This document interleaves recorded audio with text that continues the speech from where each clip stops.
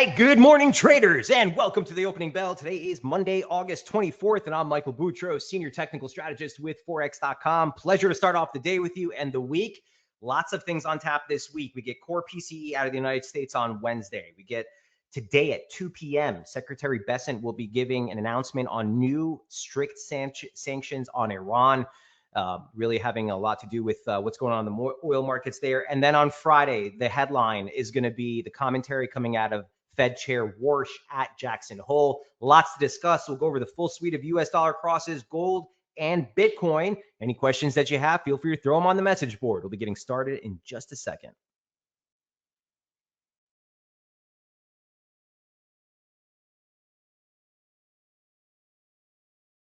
All right, great to be with everyone in the room this morning. Here's what we look like on the DXY. Good morning to Acacia, Chandra, Latanya. Great to see you guys all in the room. Here's the DXY as we stand, guys. So nothing changed from Friday. The support zone at 98.69 did hold. Remember, that's the August high day close and the May lows. So major pivot in price. We dropped into it. The last 2 days, we were testing support there. Remember the 4-hour chart. This is what we've been tracking, right? Downtrend support converged on the May low and the August high day close. There's the recovery we're getting. Initial resistance right now is at the 200-day moving average. You're talking about like 99.17.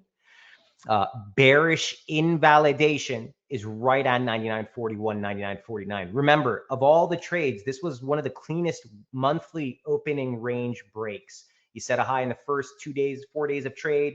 You test the low, you test the high, you've broken the low, you're looking for a late month low. Now it's the 24th. It doesn't have to be a late month low at the 30th or the 29th, but that downside bias still remains while below 99.41, 99.49. So that's why that is bearish invalidation. A break above the median line would suggest a larger recovery is underway within that multi-month downtrend, but those are your two key levels on the upside. Losses below 98.69 open up two major key targets for the DXY. And that's going to be at the objective yearly open and the 618 of the rally. So you're talking about 98.24 and the 618 of the entire yearly range is 97.94. The lower parallel for the yearly uptrend is right there. Okay, so that's going to be the next two levels on the downside if we break 98.69. Into the start of the week. Momentum is sitting right at 30. So you can imagine a scenario where if momentum breaks the oversold condition, price drops below 98.69, you're looking for a strike of one of these two levels for a more meaningful inflection in price. So that's what we're looking at with the DXY. Right into the start of the week, you're rebounding off confluent downtrend support. So wouldn't be too surprised if we get a little kickback, but the outlook still looks tilted to the downside while below 99.49. Key support 98.23 and 97.94. Couple things just to take note of. First of all, we got an announcement earlier today that the Treasury is looking to potentially tap the TGA, the Treasury General Account, basically like a rainy day fund, to fund these Treasury purchases on the longer end of the curve. So that opens up like a piggy bank of nearly $1 trillion. I think it's 900 and some odd billion that the Treasury would be open to using to really push down those longer term yields. That hit the headlines this morning. And then obviously core PCE is going to be absolutely critical. The Fed's preferred inflationary gauge, guys, hits on Wednesday. We're expecting the core headline read to sit at 3.3% for the year, but the month on month is expected to uptick slightly. So you also get the headline figures aside from the core, but I personally tend to just really focus on the core, stripping out food and energy to see whether the underlying inflationary picture is improving or not, but has major implications, especially ahead of Fed's comments on Friday at Jackson Hole. The World Economic Symposium starts on Wednesday. Chairman Warsh will be speaking on Friday at 10 a.m. So keep your eyes on that. The other thing is at 2 p.m. today, a quick reminder, again, Bessent will be giving commentary on new sanctions.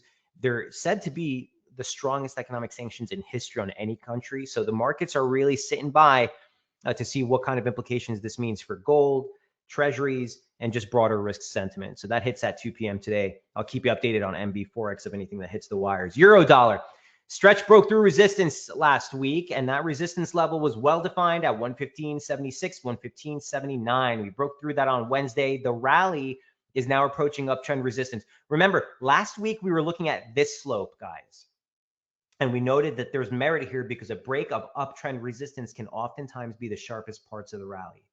If you take another derivation of this same slope and just backdate it to the initial high you made in July, you still get really good inflection along the parallels, and it suggests that we're at uptrend resistance, just like DXY is at downtrend support, right? Well, let me get that scaled for you. Just as DXY is at downtrend support, here's euro dollar at uptrend resistance.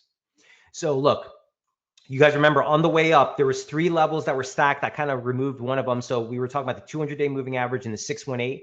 That's now near-term support. 1648, the 200-day moving average comes in at 1629. Okay. Bullish invalidation is 1576, 1579. We talked about that. A breach of the highs. From here, you're looking at the yearly open. That's 1745. Next major technical barrier is 1813, 1826. Okay, so if euro is heading higher on this stretch, losses would need to be limited to that level.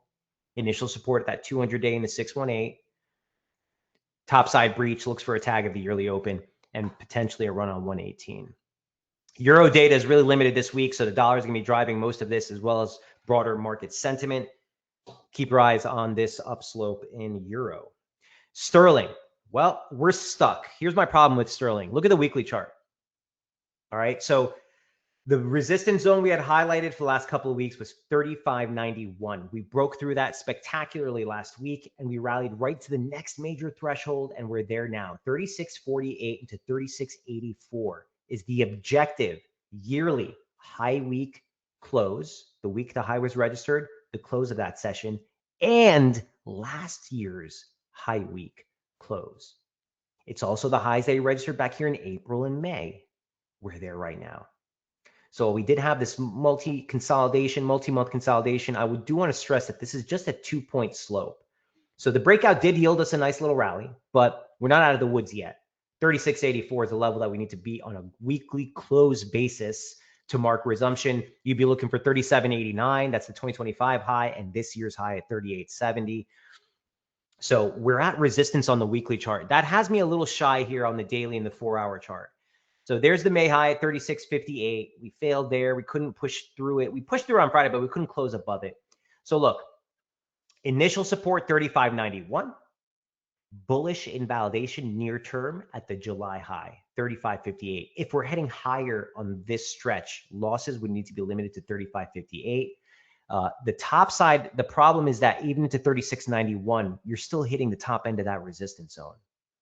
So it's hard to appreciate new exposure from these levels, but that's kind of the outlook we're looking at. We're constructive above 35.58, resistance at 36.58 and 36.85. Key zone, next key zone is going to be the 2025 high day close and 2022 high.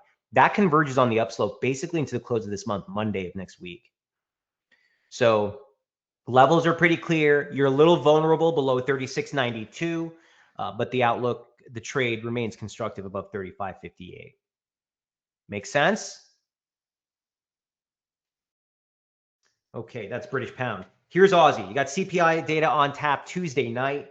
We're looking for a downtick in trimmed CPI. Their core read is expected to drop to 3.5%. The headline read is expected to downtick to 3.2%. So larger implications here for the inflationary outlook.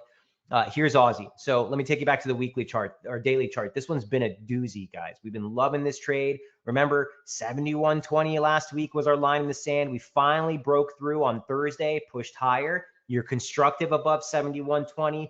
Bullish invalidations at 70.83 into 70.80. Next major level up on the upside that we talked about last week still remains in focus. That's 72.08 into 72.13. This is the 618 retracement of the entire decline off the highs in 2021. Okay, so 5-year retracement and 2 equal legs off of the lows from 2025. So very nice levels. Momentum is right under that overbought condition. So would want to see that actually mount 70 to get the stretch towards 72 in price, but look for a reaction there. Your weekly opening range is taking shape. You're constructive above 71.20 near term. CPI data on tap Tuesday night here in the US, Wednesday morning in Australia. Dollar CAD, I can't get comfortable with this. I just don't like this setup. Okay, so last week we talked about the break of downtrend support, major drop, and we got it, but we turned just ahead of the yearly open. Now, obviously, there's event risk, not event risk, but headline risk here over the weekend, or actually on Friday, late into last week. You saw the breakdown in talks between Canada and the US with regards to the tariff scheme, and the U.S. Announced a new batch of tariffs, right? They're tariffing 50% on about $20 billion of Canadian goods. Canada came over the weekend and in retaliation saying, oh, a dollar for dollar tariff on their front. So things are escalating. Obviously, this is going to give you a little bit of volatility in price, but at the end of the day, this pop back now is testing former channel support as resistance. Is that just a test of former support and then you're going to move off to the lows again? I don't know. You got the 200-day moving average here. You got the May high, the 50% of the yearly range. Not really sure how to approach this trade, guys. Now, this is the pitchfork we've been tracking. Don't want to put too much emphasis on it anymore, but the lateral levels are what I'm focused on. The May high, 38.70 is initial resistance. The 200-day moving average being tested already today. Bearish invalidation on having at 39.30 into 39.41. The September high day close, the October low day close, and a basic 38.2, the drop off the high. If we breached above that, would suggest a more significant lows in place and the potential for a larger trend reversal. This is a low conviction trade, guys. I'm not really thrilled. If you put this into a regular pitchfork instead of the modified, this is one rendition I was looking at earlier, which could be at play. And I'm still comfortable leaving 39.30, 39.40 as bearish invalidation because it would necessitate a breakout of that formation. So I'll do some work on this week. I do have scheduled to publish a report on the short-term outlook for dollar CAD, but just know that announcement over the weekend really throws a wrench in things, and the recovery here needs to fizzle out pretty close by if we're still heading lower in dollar CAD. But we'll review this one again tomorrow morning. Hopefully I'll have some more insight for you. Dollar yen, nothing changes there as well. You're still trading right above the 200-day moving average. Key resistance is still 60.36 and 60.74 till we get some sort of break, potentially below 57.70 to mark resumption. Or if we get that rally, I'd actually be looking for an exhaustive move there. Remember, the intervention threat remains. This is going to be one of those trades that kind of just sits tight for a while until it finally breaks. I just wanted to highlight that massive reversal candle. It wasn't an outside reversal, but we're still trading inside that singular candle range. Whenever we get those, I like to look at that as an objective range break in and of itself. So that might offer some guidance, but nothing changes on dollar yen. Dollar Swiss rebounded off downtrend support. You're getting a little bit more up thrust here, but 80.48 into 80.41 is the initial resistance zone that we want to look for. That's going to be the January highs, the highs they registered there in March, the breakout of the objective June monthly opening range highs. It's going to be the low from back in July. There's a lot there right now. There is 80.41. We already popped through that initial April high day close. There's 80.41. Looking for a reaction there. There's a 4-hour chart. Breach above this would necessitate a break above the median line and a basic 38.2 of the drop off the high. So that's 80.41, 80.48. That's what I'm looking for initial resistance. If dollar Swiss is heading lower on this stretch, rallies would need to be limited to that. Now, I say that with the broader bearish invalidation still at 81 into 81.24. Ultimately, we need to pop through this to suggest that a much more significant low is registered here and a larger reversal is underway, right? Trading is an if-then proposition. That's the if. All things held constant, the threat is still lower below 80.48. You need to break just below the objective range lows from Sunday. So let's just drop that at a 79.96 for another attempt, a stab towards the 200-day moving average, the yearly open, uptrend support, all converges near 79.27 into 79.33. All right. Momentum here has dropped to the lowest levels essentially since February, actually since January. So there is a shift in the momentum profile. Some technical damage did get done. Remember, this was also a break of the objective monthly opening range low. So very much like the DXY, you're looking for that late month low. Any questions on Swissy?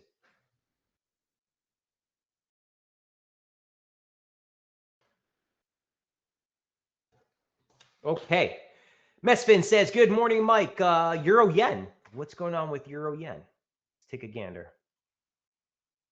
Oh, so that same resistance level never broke, huh, Mesfin? So 86.11 to 86.18. Remember, that's the objective 786 retracement from the decline off the yearly high. And it's the objective high close for January. It's the objective high for February. It's the objective high close for June, right? Big level, converges on downtrend resistance. Just above it is the median line for this larger formation we've been tracking. I've showed you this before, right? This is off the lows from 2024 and 2025. So yeah, 86.11, 86.18 is absolutely critical, Mesfin.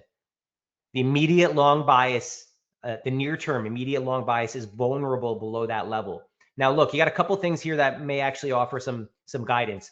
Momentum is right below 60. Price is right below resistance. See amount above 86.18 on a closed basis, specifically that slope, and a close above 60 in momentum would suggest that you're seeing a shift in the momentum profile, and would put this on track for a rally towards the highs. One thing I just want to highlight that we don't have registered is the high day close for the year. That was registered on April 17th. That comes in at 86.63. It might be prudent to keep that whole zone in focus, Mesfin, right here. Okay, for the breakout. So that stretches it a little bit from 86.63 to 86.18. Look for a reaction here. The immediate long side bias is vulnerable into that spot. And now initial support, let's see if we can clean this up a bit.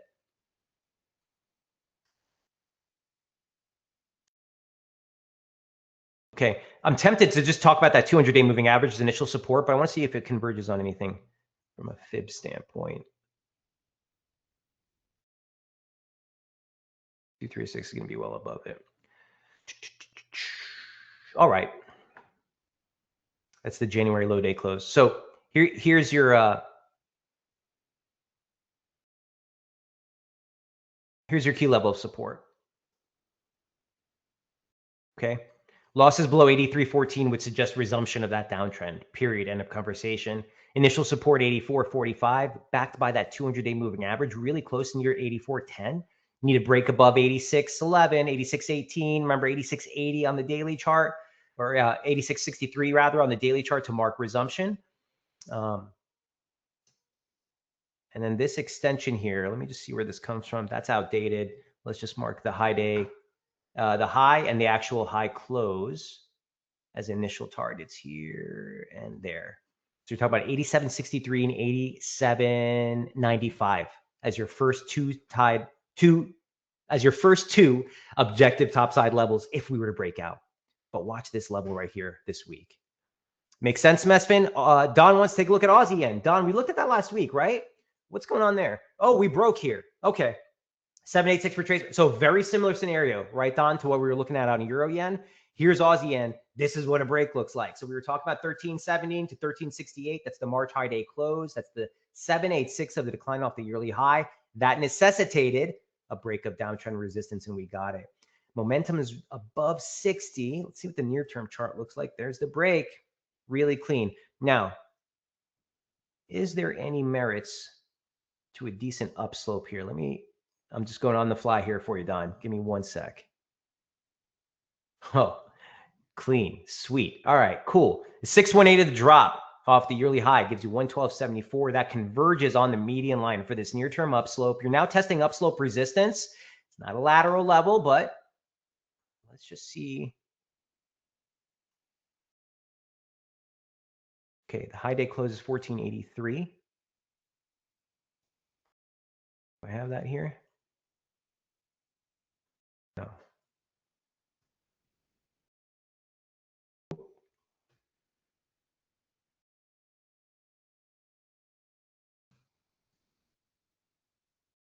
The actual swing high for the July calendar month was 1486. So 1483 into 1466 into 1467 actually into 1483. That's your next objective on the upside if this were to break. If we're heading higher on this stretch, Losses need to be limited to 112.74. I know that's a ways away from where we are now, but Don, that's the key support that would need to hold for the structure to remain viable. Next level up 1467 into 1483. Look for a larger reaction there if you get it. And then again, just off the top of my head, I want to see what this extension looks like.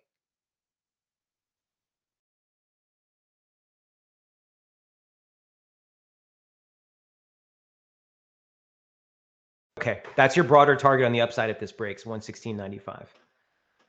Make sense? Don, hope that helps on Aussie yen. A quick look at gold prices. Man, this thing is just beasting right now. Obviously, it's going to be really critical this week's inflation read. It's going to be really critical what happens at 2 p.m. with what Bessent says with regards to, the sanctions they're putting on Iran. All things held constant, we've now broken the yearly downtrend. Let me take you back to the weekly charts. I just went over this in the weekly technical outlook, guys, but really critical, right, to take a broader stance. This is the fourth consecutive weekly advance. We've rallied more than 18.7% off the low in just 4 weeks. And we've broken the yearly downtrend, period. That level is 45.33 into 45.06. We talked about it here at length. That's the March low week close, a 38.2 retracement of the yearly range, or excuse me, the decline off the highs from March. It's the 2025 high close from last year. It's now former slope resistance turned support. So that's your line in the sand on the weekly charts, right? Drill down to the daily. Here's the breakout. Here's that key level. Again, 45.33 into 45.06. It's also the near-term 618 of the decline just off the April highs and the 200-day moving average. So that's initial support. Initial resistance is at the May high day close. That comes in at 47.15. Next major level up is 48.41 into 48.55. That's the April high close. And that's the 618 retracement of the decline off the March high. Drill down even deeper. So this is the slope we were looking at last week. I just wanted to highlight, if we stretch this slope out, even to the extremes, we've still broken uptrend resistance. Okay, so the point being that if we leave it on this slope, it still highlights the 75% parallel at the same level, right? So if we're looking at this, it's still the 75% parallel. My point being, that's a key support zone. If gold is heading higher on this stretch, losses need to be limited to 45.06. Top side levels 45.17 and 48.55 into 48.41. Make sense? Gold in overbought territory, testing. This is just a basic slope, by the way, a mirror of that uptrend. So it's a little bit different of a rendition, but I wanted to highlight that basically into Wednesday, you convert on that. So we're looking at a little bit different slope on the intraday chart, but you get the picture. That slope, by the way, is basically this. Make sense? All right. Actually, when you match that slope to the basic support structure, you also put the 25%. Any way you slice it, a slope converges on 45.06, 45.33. That's your money spot for support. Resistance 47.15 and 48.41. Okay. Last but not least, here's Bitcoin. So beautiful breakout. We're now testing former slope support turned resistance. The major resistance target is a little bit higher from where we are right now, but what a rally, right? This is the highest momentum that we've seen essentially of the year. Well, not essentially, it is the highest momentum read we've seen of the year. Last week's rally was the largest single week advance since 2023.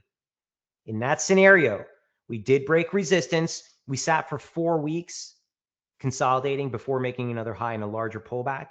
So it could get kind of noisy here over the next couple of days into the close of the monthly cross. But I think the technical damage is done. We made it through this 25% parallel of the downslope.